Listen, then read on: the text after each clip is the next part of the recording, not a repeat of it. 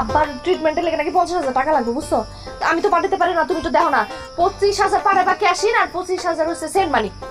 এই যে জলিলের নাম্বার। ক্যাশিং কত? 25,000। এই নাম্বারে? হ্যাঁ হ্যাঁ আগে যেটা গেছে। সেন্ড মানি করছো? হ্যাঁ আচ্ছা সেন্ড মানি করবো। করো করো, এটাতেই গেছে গেছে। হ্যাঁ চলে গেছে। আচ্ছা দাঁড়া, ফোন দিয়ে একটু জিগাই গেছি।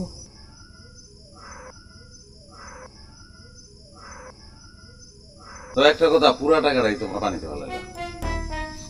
হ্যাঁ ভাই, টাকা গেছে? কই টাকা তো আহে নাই যায় নাই না তো, দুলাভাই তো মাত্রই পাঠাইলো। টাকা তো আমি পাই নাই আচ্ছা খারাপ, দেখতেছি দেখতেছি।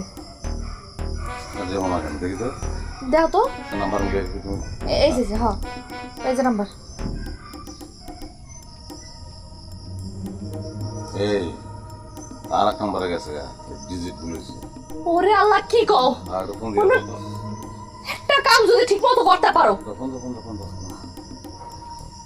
হ্যালো আপা, আপনার নাম্বার মানে 50,000 টাকা ঢুকছে মাত্র। হ, টাকাটা একটু ব্যাক করেন আপা। আমার আব্বা অসুস্থ তো, অসুস্থতার টাকাও নিতে পাঠাই দিব। হ্যাঁ টাকা দে। জামাই আমারে টাকা পাঠাইছে তোরে দিব ফোন রাখ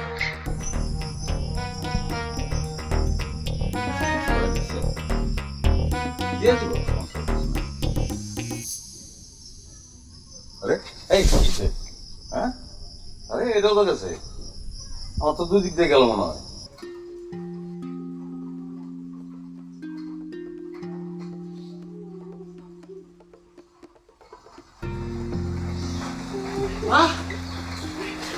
বলিল রে, তোর বাবা কি আর নাই? কি কইতাছো আমরা থাকবো না কেন আব্বা আছে তো আছে, তাহলে কইছে? শোনো আব্বার চিকিৎসার লাগা আমি আব্বারে কইছি আমার মোবাইল থেকে 50,000 টাকা পাঠাইতে। সেই টাকা নাকি দুলা ভাই অন্য আরেক টাকা পাঠাইছে। এই কথা শোনার পর আব্বা আজকে উঠে পড়ছে। চিকিৎসা ছাড়াই তো আব্বা ভালো হয়ে গেছে। তাই নাকি? হ আব্বা হসপিটাল থেকে দৌড়তে পারলাইছে। আচ্ছা আব্বা কই? আব্বা আয় নাই? নাই নাই তো। কি কাও সে তো আমার আগে হসপিটাল থেকে বেরোইছে। কই গেল? সেটা তো কই গেল আব্বা? ওই জলিল রে, এই আব্বা আয় পড়ছি। জলিল আব্বা ফিরাইছে? না